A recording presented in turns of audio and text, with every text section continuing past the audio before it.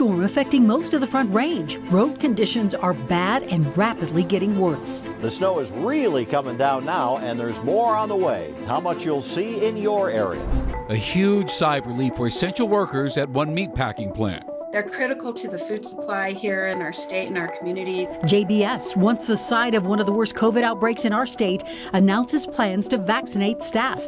And Colorado gears up for the next phase of its vaccine rollout. There's not support for us. Officers leaving Aurora Police Department at a ramped up rate. They really need a police chief that's interested in leading the department. And I don't think they have that. A former officer lays out concerns about leadership and working conditions as the department braces for big changes ahead. Snow is coming down hard in parts of the Front Range, and brace yourselves. This will be a lot of snow in a short amount of time. So, yeah, get that snow gear ready. So let's take a live look now. This is Wheat Ridge, where police, in fact, just as we were coming on the air, just reopened Kipling from 32nd to 38th Avenue. It was closed for about an hour and a half because of those conditions. Yeah, things completely changed in a matter of hours late this afternoon. Clear skies quickly turned cloudy as that storm rolled toward the Front Range. And remember the 60s and sunshine we enjoyed yesterday? Yeah, gone. Suddenly feeling like a distant memory. Yeah, and right now, most major metro cities are on accident alert. So that means police or state patrol will not respond to crashes unless they involve serious injuries. And look at this, cars already getting stuck and sliding around on those snowy side roads. So if you can, stay home. I know we always say it, but please do. This car tried to make it up the hill near the state capitol. We're also getting word of some school delays. Also, Denver schools and Jeffco schools have already switched to remote learning. Adams 14 is on a snow day tomorrow, so just make sure that you check with your school district. And some parts of the metro could see up to 9 inches of snow over the next 10 hours. And CDOT is now officially asking people to just stay home tomorrow and work remotely if you can. As you see, we have live team coverage for you on this Denver 7 Weather Action Day. Denver 7 CB Cotton tracking those deteriorating road conditions along the I-25 corridor. And first, to Chief Meteorologist Mike Nelson. And Mike, the morning commute's going to be a little rough. It won't be the blizzard of 97 or 2003, but it's going to be a tough go early tomorrow morning. This is what we've seen already for snow totals along the Front Range. Niwot at 7 inches, about a half a foot in the Boulder area, and 5 at Longmont, 4 at Westminster. We have about 3 at our studios downtown. A lot of places already an inch. Just about an inch in Castle Rock, but there's a lot more coming. This is where we have winter weather advisories from all the way Wyoming down to New Mexico. And along the Front Range, we're getting that snow piling in here with easterly upslope winds.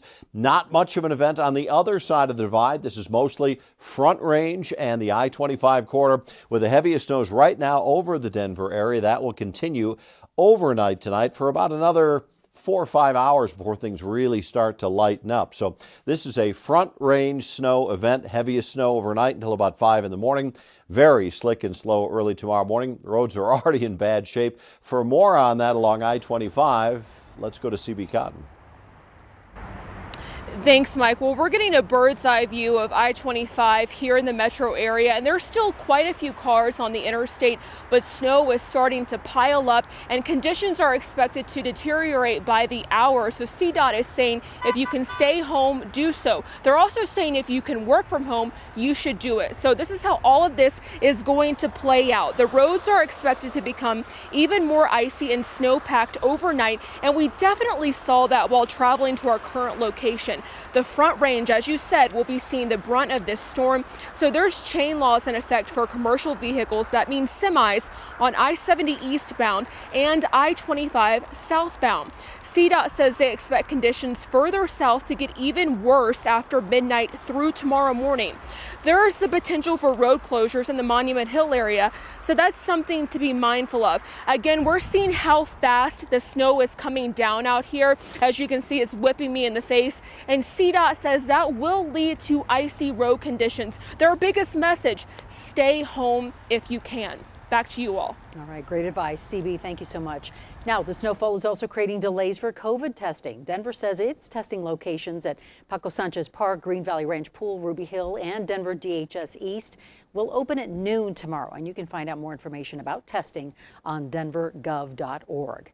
And prepare to wake up to conditions worse than what you are seeing out your window right now. So if you have to head out in the morning, Check in with meteorologist Lisa Hidalgo and traffic guru Jason Luber right here on Denver 7. They have you covered starting at 4:30 a.m. All right, a heads up if you are 70 and older in that group and you still need a vaccine. National Jewish says it has spots open at the mass vaccination event this Saturday. This is between 9 and 4. You do have to make an appointment, and you can sign up to do that on the National Jewish website. More than 2,200 people 70 and up will be getting shots on Saturday. Tonight, the first signs of Colorado is ready to move into the next phase of its vaccine rollout. JBS announced it will vaccinate workers at its Greeley meatpacking plant March 5th and 6th. This is the first announced vaccine event in our state to vaccinate frontline food workers. At the moment, our state is focused on getting 70% of people age 70 and older vaccinated by Sunday. And at least one county already met that goal. Jefferson County announced yesterday it hit the target. And now focus starts to shift to Group 1B3. And that includes frontline staff like grocery clerks, mail carriers, as well as Coloradans with 2 or more pre-existing conditions that might put them at higher risk. And going into this next phase is certainly good news for JBS workers. At one point, the Greeley plant had the largest COVID outbreak in the state, with hundreds of cases and 8 workers who died after being infected. And the plant was criticized for not doing enough to keep staff safe, but workers say they're grateful to have the opportunity now to be protected. Tim Galvin says working at the JBS plant last year was scary. He says it felt like the virus was just spreading like wildfire there. He's thankful to finally be getting the vaccine. The goal is to vaccinate more than 4,000 workers, again on March 5th and 6th. Those workers who will receive the shot will also get 4 hours of pay. I was very super happy for one reason, because it protects me, my family, my colleagues, and people that I normally associate with. The announcement to vaccinate workers comes weeks after Congress called for an investigation into worker safety. And big news in the fight to contain the coronavirus. U.S. regulators say the single-dose Johnson & Johnson vaccine gives strong protection against severe COVID-19, and doses are likely coming soon to Colorado. It is about 66% effective overall. Friday, an FDA panel will decide on whether to recommend its use. Now, if approved, it would be a game changer in more ways than one. You only need 1 dose, doesn't need to be refrigerated, and that opens up the option of vaccine home delivery, a huge benefit for people who have limited mobility. It makes it a vaccine that we may be able to actually administer in the home. Getting this vaccine to people who are frail and homebound is really critical. Now, if the J&J version is approved, it will not boost supply in a big way right away. Only a few million doses would be ready for shipping in the first week.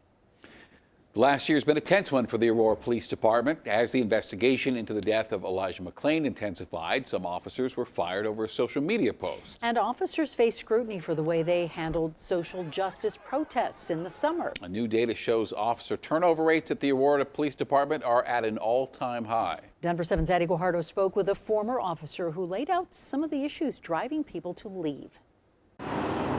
Officers take an oath to serve and protect. I just always wanted to help people. But turmoil inside the Aurora Police Department is pushing people out, including this officer who asked to remain anonymous. I quit very recently. After several years with the force. Most people, when I told them I was leaving, good for you, I'm a little bit jealous. From 2019 to 2020, the number of officers who left the Aurora Police Department rose by 61%, according to Human Resources data. The top 3 reasons: retirement, working conditions, and overall leadership. And so far this year, in just 2 months of 2021, 24 officers have left. 13 retired, 9 resigned, and 2 were fired. They do not feel respected or protected. They really need a police chief that's interested in leading the department. And I don't think they have that. This former officer says morale is at an all-time low, and on a 1 to 10 scale, probably about a 3. Because of faulty policies. There's not support for us. You're on your own.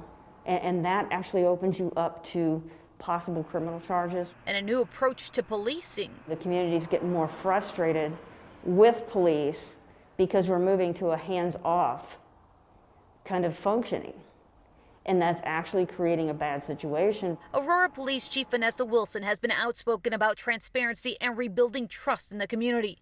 In a recent press conference, she spoke about trust. And so we have to sit down, roll up our sleeves, and make sure that we're doing everything possible to reinstill the community's trust. So that's what I intend to do. Denver7 requested a sit-down interview with Chief Wilson, but she declined, instead releasing a statement reading in part, "Policing during a period of reform presents many challenges.